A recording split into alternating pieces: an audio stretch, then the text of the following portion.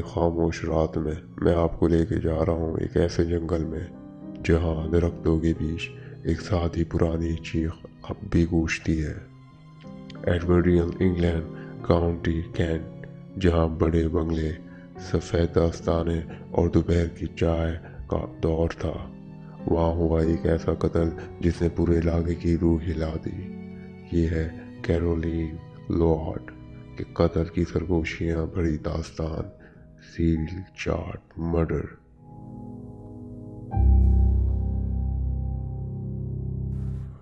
कहते हैं कुछ कत्ल हल हो जाते हैं और कुछ कत्ल खामोशी में सदा बनकर रहते हैं। 1908 का एक वो पुरसकून सोमवार, कैरोलीन लॉर्ड 58 साल की शरीफ ग्रेसफुल एक अपर क्लास लेडी और उनके शौहर मेजर जनरल चार्ल्स लॉर्ड एक मोहतरम अफसर, दोनों सुबह सुबह अपने घर एल्किंटन नॉल से निकलते हैं और फ्रैंकफिल स्टेट का घने जंगल की तरफ चलते हैं।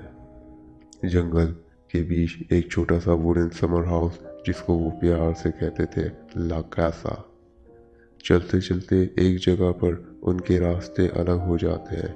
कैरोलीन घर की तरफ मुड़ती है और चार्ल्स गोल्फ क्लब। आसमान साफ, हवा नरम और वक्त जैसे ठहरा हुआ।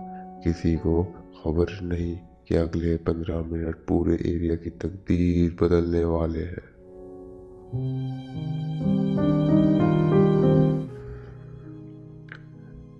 ठीक 3:15 अचानक जंगल में 3 गोलियों की आवाज़ सुनाई देती है। गार्डनर सुनते हैं, पोस्टमैन की बीवी सुनती है, वुडकटर सुनते हैं।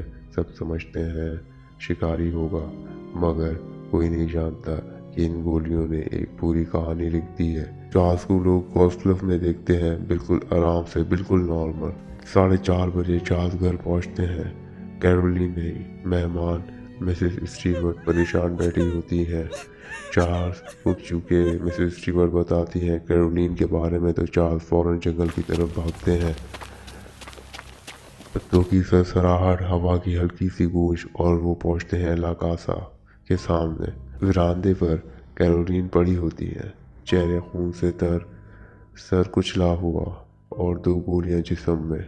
चार्ल्स की चीख निकलती है जैसे सारा जंगल हिला दिया हो। कैरोलीन के हाथ से अंगूठियां गायब, पर्स फटा हुआ और आसपास कुछ नहीं। एक शरीफ जिंदगी, एक महफिल, एक शांत इलाका और एक खूनी राज।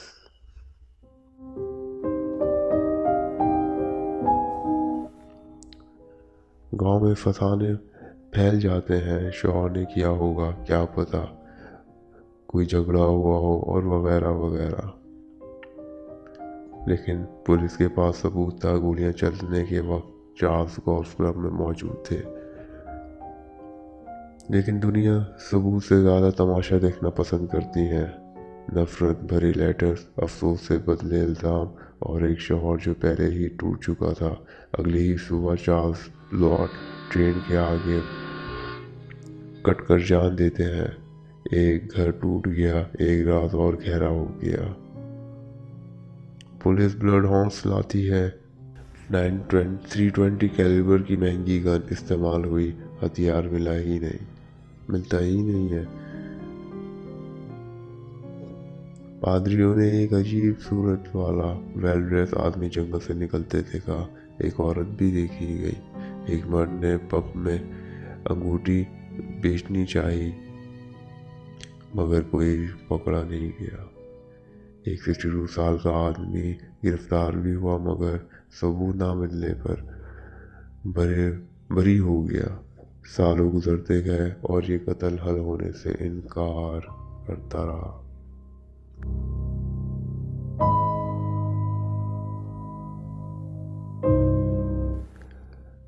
फिर एक दिन सालों बाद एक लोकल जर्नलिस्ट की कहानी ने सब हिला दिया।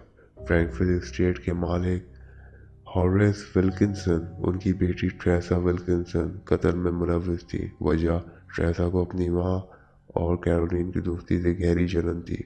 वो इस रिश्ते को बर्दाश्त नहीं करती थी। कहा जाता है ट्रेसा ने अपने बाप के सामने कत्ल का इकरार भी किया। फिर फैमिली ने दामन साफ करने की कोशिश की, गन की फायरिंग पिन फाइल करवा दी, नौकरानी से हथियार गायब करवाया, बटलर ने झूठी गवाही दी और सबने मिलकर बात दबा दी। बाद में एक आदमी को जंगल के पास से एक पुरानी रिवॉल्वर 320 भी मिली, मगर बात कभी पुलिस तक नहीं पहुंची। सबसे ज़्यादा हैरान कुन बात हॉरेस विल्किंसन का पोता चार्ल्स लॉटमैन अपने दोस्त को एक बात बताता है, हमारे घर में ये मौजू मना था। अब उसकी जो माँ है और खाला है कभी इसका जिक्र तक नहीं करती थी। एक फैमिली, एक राज, एक अंधेरा और एक जंगल जो सब कुछ जानता था।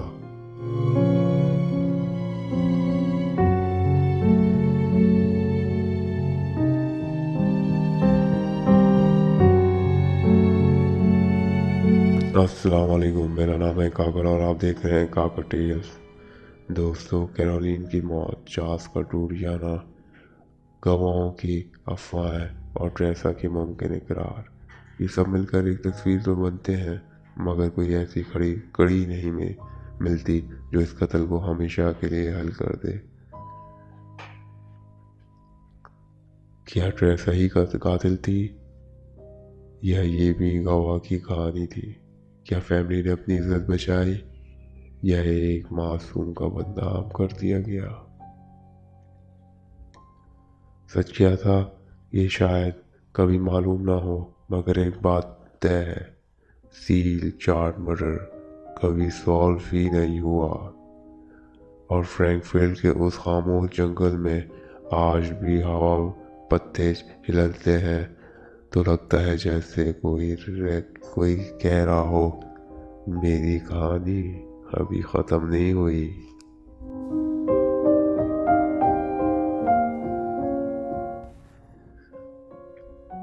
उम्मीद करता हूँ ये वाक़या आपको पसंद आया होगा। वीडियो को लाइक करें, चैनल को सब्सक्राइब करें। एक नई दास्तान आपकी खिदमत में हाजिर करेंगे। तब तक दीजिए इजाज़त। अल्लाह हाफ़िज़ नासिर।